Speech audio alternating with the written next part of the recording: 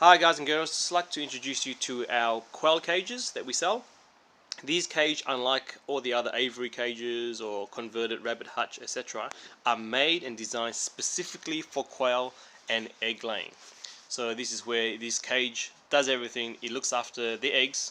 They get rolled out automatically and it's clean as they lay them because the floor is slanted. And number two, all the poop or the manure gets put through the cage and down to the manure pan, and we even include 2 manure pans for you, so that when you actually go and take one out to clean, while you're cleaning, if you don't have another one to shove back in there, the quail is going to keep pooing and pooping and all over underneath of the cage. So with 2 manure pans, we make sure that everything is kept optimal clean.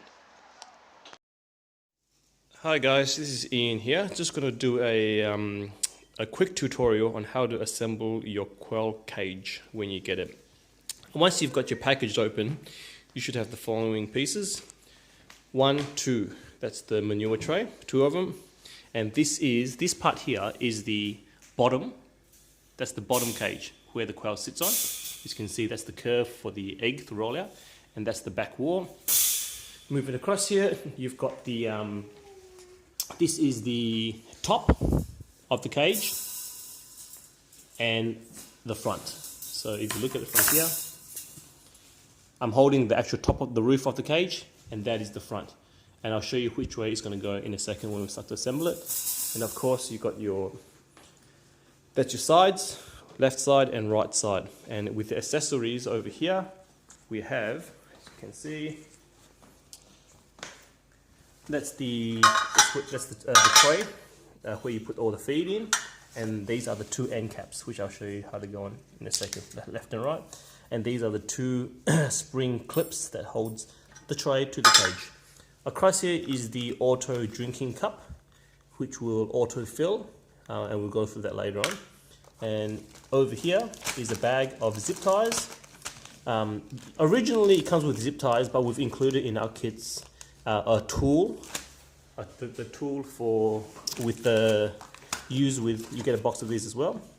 Yep, and that's basically sort of like a staple. It's actually a ring. Once you crimp it together, you'll crimp into a ring, which I'll show you, and this is the tool that you load up. And basically in this package there's zip ties, which will help in the initial holding together of the kit, of the cage, and then we can crimp them later on. And of course that's the hose as well in there.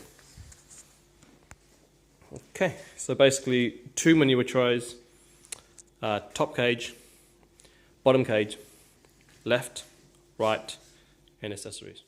This is the bag of zip ties. We take the zip ties out, just get a few, and we'll start assembling the cage. Now, this is the side of the cage, and I can tell already this is the right hand side. How do you tell the right hand side? The curve has to come in because the tray sits on there. If you can go over here to the tray, if you look at it, the tray actually sits inside. So the actual right angle for the sides has to go in, and if you look at the way the ramp, there's an angle that goes from up, high to low. So the egg actually rolls from here to the bottom because the floor comes across here. So what we do is, that's the right hand side, and the left hand side is symmetrical to the right hand side, as you can see, symmetrical, bang. So what we need to do is start assembling the cage. Now, what I like to do is we grab the top of the cage like so. Now, one thing you want to make sure is, with the door is a spring-loaded door. That's the front of the cage, it's spring-loaded. Just bear in mind, the spring-loaded, the door has to open inside the cage. So that means it's this way. That's the front of the cage, that's the top. Why? Because the door gets sprung inwards. The door doesn't come out outwards. It needs to be inwards. If not, it doesn't have the ability to close. So that's it. That's the front. And we go here, and that's how we assemble it.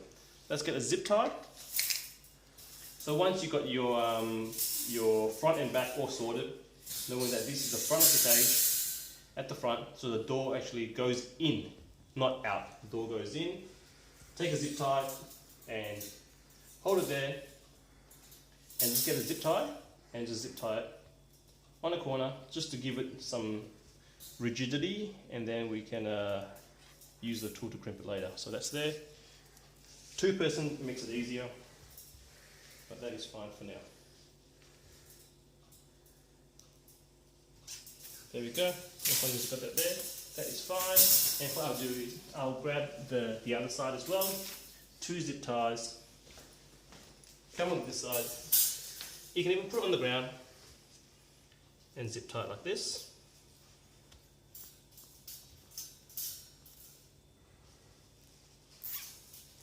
In the front.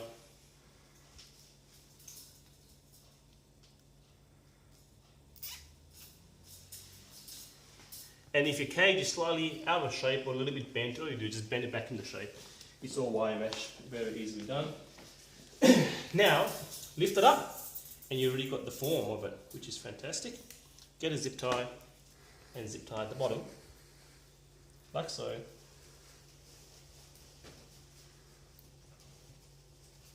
As you can see, even with zip tie, it's going to be very, very sturdy.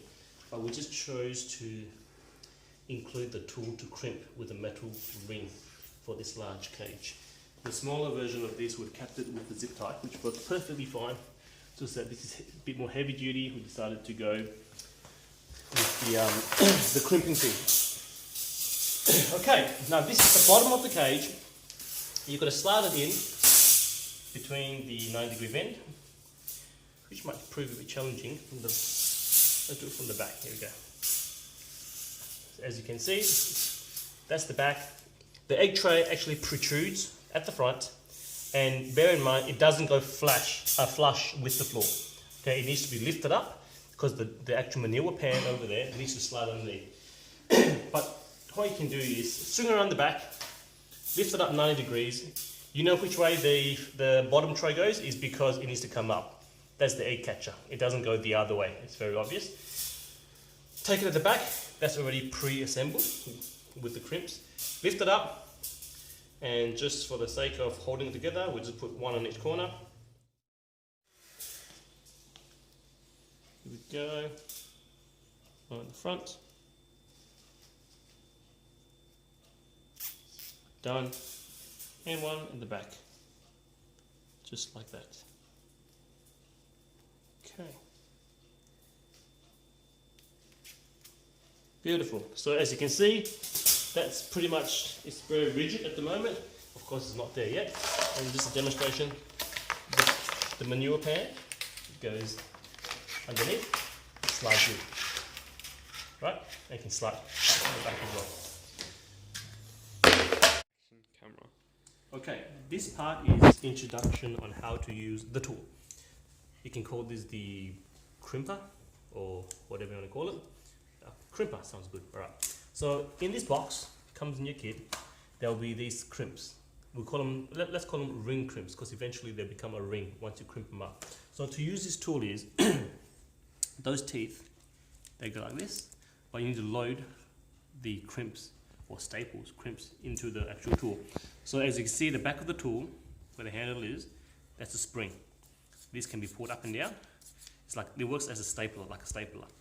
So you pull it out, you take it out, that plastic block, then you feed the crimps or the staples, feed it down, like that.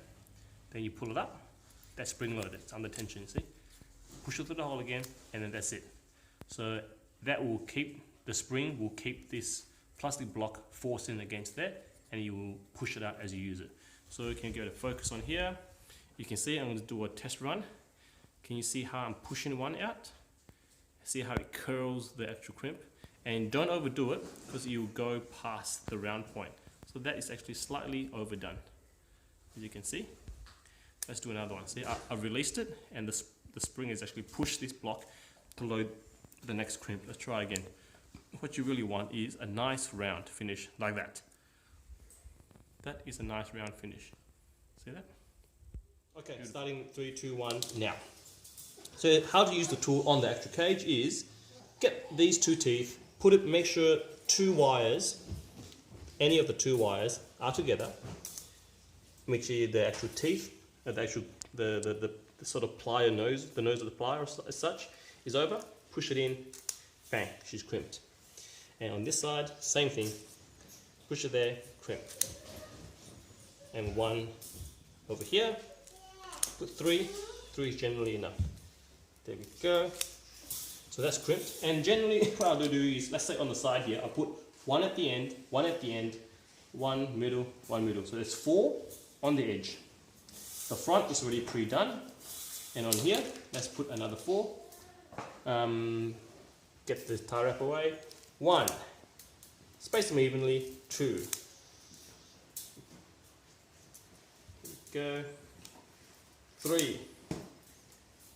It doesn't have to be super even, so as long as you put it across the whole length, then it's fine. So it's 4. 1, 2, 3, 4. I've already done the sides. 3 on the sides. Put 4 if you want to, but 3, yeah, 3 is fine. And of course the bottom of the cage. So this is to have a recap. I've already finished the crimping. With all these, you can snip these off. I don't need any more. So for the front, that's already pre-hung. They've got about 5 or 6. And on the side, I've actually put in 1 in the corner, 1, 2, 3, 4. The other side, 1, 2, 3, 4. On the sides, 1, 2, 3. Okay? 1, 2, 3. Now, for the bottom, it's very important to put more at the bottom because that's the weight with all the quails standing on there. I put 1, 2, 3, 4, 5. You can put 5, you can put 6, up to you. There's no hard rules. It's just, yeah, as you see fit, I put 5 across there. So that's basically completed, and that's your egg gap. That's where the egg rolls out, and the door is open that way. The reason why the door has to open that way, number 1, is if it doesn't stop on top, this whole assembly is going to fall apart. It needs that stopper on the top. And the second thing is, once you put the feed tray, you can have the door at the front because it's going to hit it. So it's going inside, which is fine. So yeah, and the manure tray goes underneath like so. This is the feed tray for your food. There's a left and there's a right. Pretty obvious the shape of the molds. This one here would be the right hand side. Usually I like to put a bit of silicone, squeeze it in. All it is just helps it to hold it in there. But if you don't do it, it shouldn't be a problem either. Right, if you have silicone lying around, just put a dab in there. That will ensure that it stays down. And how this works is, as you can see, it's molded in, slightly spring loaded. You have to sort of work it in, but once it's in, it's pretty much in. And the other side, the low sides towards the cage. So as you can see, that's why the cage door needs to open on the inside and not the outside. So how does this actually, excuse me, get attached? These 2 spring clips, wonderful little things, made specifically to hold the tray. Now, position your tray evenly. So as you can see, I've got. So as you can see, with the clips that holds in the feed tray, this is how it works. You need to evenly space your feed tray, 2 gaps, left and right, 2 gaps there, 2 gaps there, and then we will put the clips in one of the cage, one of the bars, and that's how it's held in. And mind you, once it's clipped in, it might seem a bit flimsy. If you actually lift this up, the whole thing will pretty much fall apart, like so. As you can see, it's very easy to come apart. But once you actually put it on, can you hold the camera, Frank? Yep, hold the camera. As you can see, you might have to sometimes sort of bend it slightly, straighten. You might have to straighten it out, so it's not so much of a curve. Give you more spring. Actually, straighten it out to give it more spring. Put it through one of them, and feed it through. Clip, and that's it. The force that's going to be applied when you put the feed on is actually downwards force. Okay, with the clips, you've got to get the middle of the clips, pass through only one of the bars. So that's in front of the bar, that's behind the bar. That's how the clip. Okay, this is the water cup, the auto waterer. As you can see, there is a nipple, there is a hooking plate, and the cup moves like so. So first of all, you want to put is push the provided hose that comes with it. Just push it over the barb, over the nipple. Bit of water generally will help. I'll just for this, there we go. I was going to put on just a little bit. work your way in. That's it. So let's just say that's secure. What you want to do is put it on the side of your cage, and that's why there's another parallel wire that runs along with the ground of the floor. So that makes a nice spot to put it in. You can put it anywhere. You can put it at the back. You can even put it at the back over here if you want to. It just depends where you want to put it. Let's just, for this example, let's put it here. And she clips in just like that. There we go. That's how it clips in. And how the principle of this, how it works is, at the bottom of the nipple, can you see that there's a little rubber? There's a stopper. So as the water goes in, the cups gets heavy, it pushes down, and it stops the valve. So water doesn't flow down anymore. And as the quail, they feed on the water, they drink the water, it gets lighter, it starts to lift back up again due to the spring that's underneath there. And of course, it opens the valve, water runs in, it closes. They drink, opens the valve, water goes in, gets heavier. They drink, it gets lighter, valve opens, gets heavier, the water comes in. Okay, so with the other end of the hose of the water cup, I will put into a bucket. It can be a juice bottle or whatever. All you need to do is, this contraption gets supplied, but usually I would just disregard it because it's not practical use onto the other end of the barb, but then usually they put it onto PVC fittings or whatever. But the best thing to use is a bucket, be it a few liters, can be a 2-liter juice bottle or whatever, just as long as you can have it higher than the cup. What I like to do is drill a hole. It has to be smaller than this. Drill a hole smaller than this at the bottom of your bottle, at the bottom of your bucket, etc. Or you can make a valve, whatever. You can make another thing with a barb. It's how you do it. The most easiest is a bucket of any sort, plastic. Drill a hole, or metal. Drill a hole smaller than this, and cut this to length, and just put it through, force it through, and because this is actually bigger than the hole that you've drilled, it's going to automatically seal. Push it in and it will enlarge, and there'll be a perfect seal. And of course you need a bit of an air hole, because as water goes in, it needs to draw air in, so water flows down. And once the water starts flowing down to here, the cup will fill, and when it fills, it gets heavy and it stops, and there's a valve underneath, which once it's at the bottom position, you will close the valve, the water stops flowing. If not, it's going to keep overflowing, you see. And as the quail drinks, the water gets removed, they're drinking it, it gets lighter, and it bounces back up to this angle again. As you can see, it's spring-loaded, and the whole cycle continues again. As the water fills in, cups goes down. They drink, cups goes up, opens the valve, water goes in, gets heavy, valve shuts, etc. So yeah, that's it.